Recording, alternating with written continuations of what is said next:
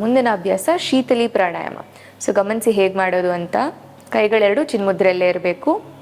ಈಗ ನಿಧಾನವಾಗಿ ನಾಲಿಗೆಯನ್ನು ಹೊರಗೆ ಹಾಕಬೇಕು. ನೀವು ಫಸ್ಟು ನಾಲಿಗೆಯನ್ನು ಹೊರಗೆ ಹಾಕಿ ಏನು ಮಾಡ್ತೀರಾ, ಕೊಳವೆ ಥರ ಅದರಲ್ಲಿ ಶೇಪ್ ಮಾಡಬೇಕು. ಶೇಪ್ ಮಾಡಿ ಏನು ಮಾಡ್ತೀರಾ, ನಾಲಿಗೆಯಿಂದ ಉಸಿರನ್ನು ತಗೋತೀರಾ, ಮೂಗಿಂದ ಉಸಿರನ್ನು ಬಿಡ್ತೀರಾ. ಎಸ್, ಗಮನಿಸಿ ಒಂದು ಸುತ್ತನ್ನು. ನಾಲಿಗೆಯನ್ನು ಹೊರಗೆ ಹಾಕ್ಬೇಕು ಮೊದಲಿಗೆ.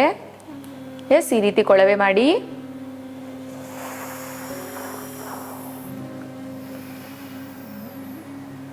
ನೋಡಿದ್ರಲ್ಲ ಹೇಗೆ ನಾಲಿಗೆ ಹೊರಗಾಗುತ್ತೆ.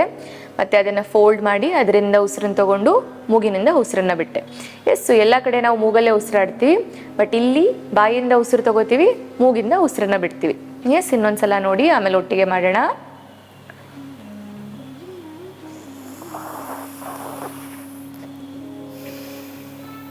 ಎಸ್, ನೋಡಿದ್ರಲ್ಲ, ಒಟ್ಟಿಗೆ ಮಾಡೋಣ. ಕಣ್ಮುಚ್ಚಿ ಎಲ್ಲರೂ. ಈಗ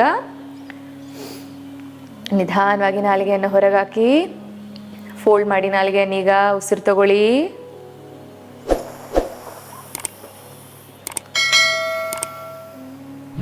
ಎರಡು ಸುತ್ತನ್ನು ಕಂಟಿನ್ಯೂ ಮಾಡೋಣ. ಉಸಿರು ತಗೊಳ್ಳಿ.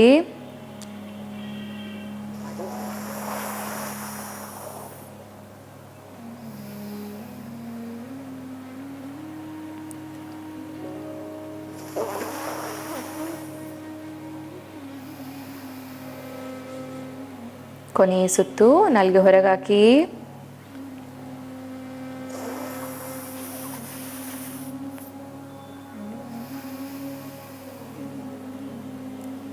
ಸರ್ವ್ ಮಾಡಿ ಹೀಗೆ ನಿಮ್ಮ ಬಾಡಿ ಕೂಲ್ ಆಗ್ತಾ ಇದೆ ಅಂತ. Observe this calm state. Yes, ಮುಂದಿನ ಅಭ್ಯಾಸ ಶೀತಕಾರಿ ಪ್ರಾಣಾಯಾಮ. ಎಸ್, ಗಮನಿಸಿ ಇದನ್ನು. ಶೀತಕಾರಿ ಪ್ರಾಣಾಯಾಮ ಹೇಗೆ ಮಾಡೋದು, ಇದನ್ನು ನಾಲ್ಗೆ ಸಹಾಯದಿಂದಲೇ ಮಾಡೋದು. ಸೊ ಇದರಲ್ಲಿ ನಾಲ್ಗೆನ ಮಧ್ಯದಲ್ಲಿ ಮಡಚ್ತೀರ. ಮಧ್ಯದಲ್ಲಿ ಮಡಚಿ ಕೊನೆಯಲ್ಲಿ ಏನು ಗ್ಯಾಪ್ ಇರುತ್ತಲ್ಲ ಆ ಗ್ಯಾಪಿಂದ ಉಸಿರಾಡಬೇಕು. ಸೊ ನೋಡಿ ಒಂದ್ಸಲ. ಎಸ್, ನಾಲ್ಗೆನ ಈ ರೀತಿ ಅರ್ಧಕ್ಕೆ ಮಡಚಬೇಕು ನೀವು.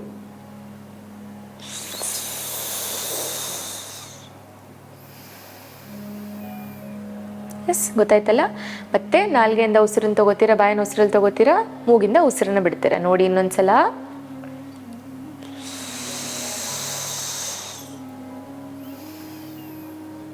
ಎಸ್, ಈಗ ಗೊತ್ತಾಯ್ತಲ್ಲ ಪ್ರಾಕ್ಟೀಸ್ ಹೇಗೆ ಮಾಡೋದು ಅಂತ. ಒಟ್ಟಿಗೆ ಒಂದು 3 ಸುತ್ತು ಮಾಡೋಣ. ನೇರವಾಗಿ ಕುತ್ಕೊಳ್ಳಿ, ಕಣ್ಮುಚ್ಚಿ, ನಾಲ್ಗೆಯನ್ನು ಹೊರಗಾಕಿ.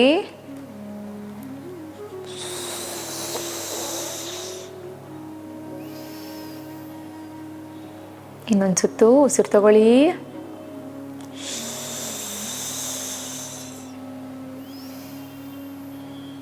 ಕೊನೆಯ ಸುತ್ತು.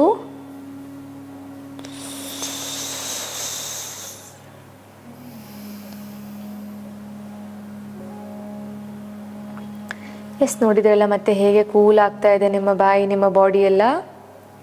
ಎಸ್, ಸೊ ಇನ್ನೊಂದು ಪ್ರಾಕ್ಟೀಸ್ ಕಲಿಸ್ಕೊಳ್ಳೋಣ. ಸದಂತ ಪ್ರಾಣಾಯಾಮ.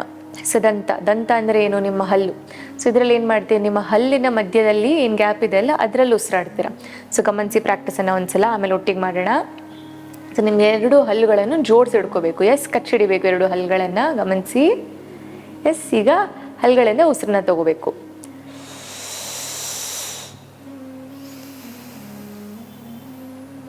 ನೋಡಿದ್ರಲ್ಲ ಹೇಗೆ ಹಲ್ಲುಗಳ ಮಧ್ಯೆ ಉಸಿರು ತಗೊಂಡು ಮೂಗಿಂದ ಉಸಿರು ಬಿಟ್ಟೆ ಅಂತ. ಇದೇ ರೀತಿ ಒಟ್ಟಿಗೆ ಮಾಡೋಣ. ನೇರವಾಗಿ ಕುತ್ಕೊಳ್ಳಿ, ಕಣ್ಮುಚ್ಚಿ, ಕೈಗಳೆರಡು ಚಿನ್ಮುದ್ರೆಯಲ್ಲೇ ಇರಲಿ. ಉಸಿರು ತಗೊಳ್ಳಿ.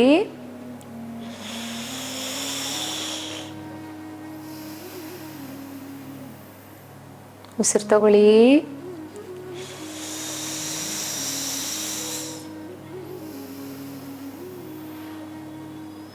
ಕೊನೆಯ ಸುತ್ತು ಉಸಿರು ತಗೊಳ್ಳಿ.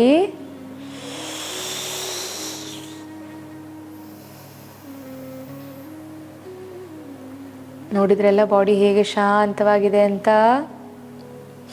ಅಬ್ಸರ್ವ್ ಮಾಡಿ ಹೇಗೆ ಒಂದು ಕೂಲ್ ಸ್ಟೇಟ್ ಆಫ್ ಮೈಂಡಲ್ಲಿ ಇದ್ದೀರಿ ಅಂತ.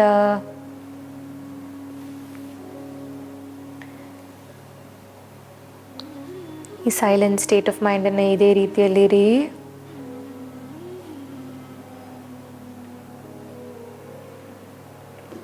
ನೆಕ್ಸ್ಟ್ ಪ್ರಾಕ್ಟೀಸ್ ಬ್ರಾಹ್ಮರಿ ಪ್ರಾಣಾಯಾಮ ಮಾಡೋಣ. ಹೇಗೆ ಮಾಡೋದು ಬ್ರಾಹ್ಮರಿ ಪ್ರಾಣಾಯಾಮನ? ನಿಮ್ಮ ತೋರ್ ಬೆರಳನ್ನು ಕಿವಿ ಮೇಲೆ ಇಟ್ಕೋತೀರ. ಎಸ್, ಕಣ್ಗಳು ಮುಚ್ಚಿರಬೇಕು. ಉಸಿರು ತಗೊಳ್ಳಿ. ಉಸಿರನ್ನು ಬಿಡ್ತಾ ದುಂಬಿ ಥರ ಶಬ್ದ ಮಾಡಿ.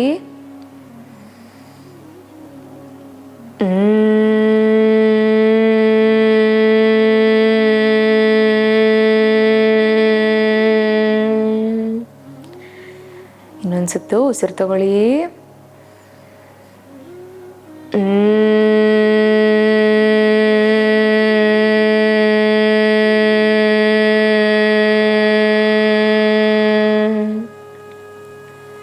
ಉಸಿರು ತಗೊಳ್ಳಿ.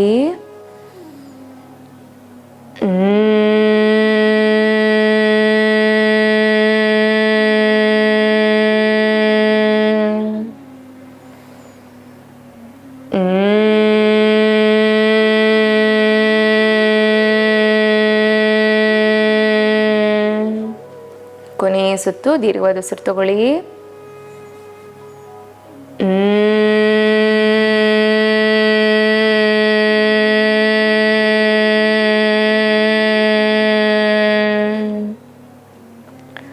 ನಿಧಾನವಾಗಿ ಕೈಗಳನ್ನು ರಿಲೀಸ್ ಮಾಡಿ ಚಿನ್ಮುದ್ರೆಯಲ್ಲೇ ಇಟ್ಕೊಳ್ಳಿ. ಗಮನಿಸಿ ನಿಮ್ಮ ಕುತ್ತಿಗೆ, ಬಾಯಿ ಮತ್ತು ನಿಮ್ಮ ತಲೆಯಲ್ಲಿ ವೈಬ್ರೇಷನ್ಸನ್ನು, ಸೆನ್ಸೇಷನ್ಸ್ ಹೇಗಿದೆ ಅಂತ ಗಮನಿಸ್ತಾ ಹೋಗಿ.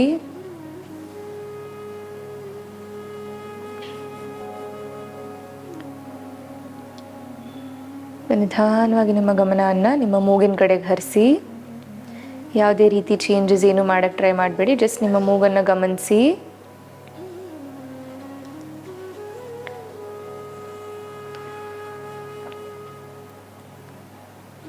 ನಿಮ್ಮ ಮೂಗೊಳಗೆ ಹೋಗ್ತಿರೋ ಉಸಿರು ಹೇಗೆ ಕೂಲ್ ಆಗಿದೆ ಅಂತ ಗಮನಿಸಿ. ಹೊರಗೆ ಬರೋ ಉಸಿರು ಒಂದು ಸ್ವಲ್ಪ ಬೆಚ್ಚಗಿದೆ.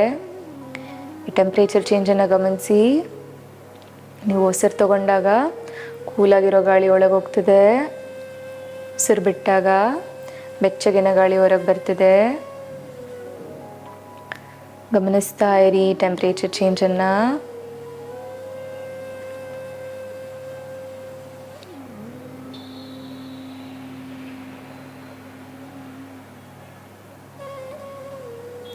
ನೋಡಿ ನಿಮ್ಮ ದೇಹ ಮತ್ತು ಮನಸ್ಸು ಹೇಗೆ ಶಾಂತವಾಗಿದೆ ಅಂತ.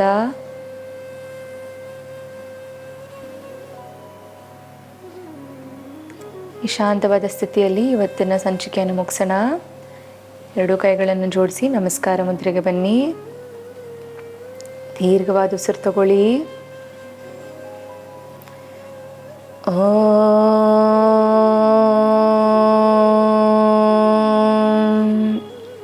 ಶಾಂತಿ ಶಾಂತಿ ಶಾಂತಿ.